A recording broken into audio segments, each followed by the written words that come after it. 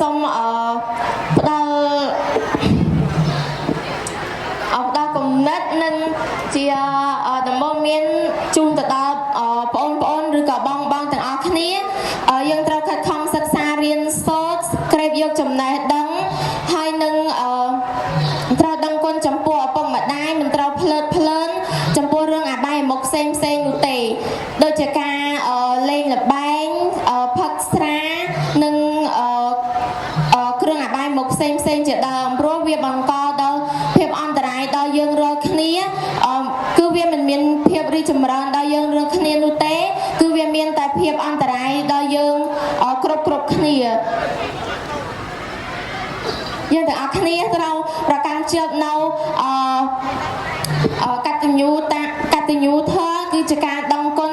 ចំពោះមនុស្សគ្រប់គ្នាឬក៏មនុស្សជុំវិញខ្លួនចំពោះយើង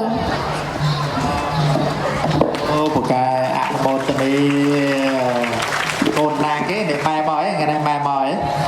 គេណាម៉ែអូ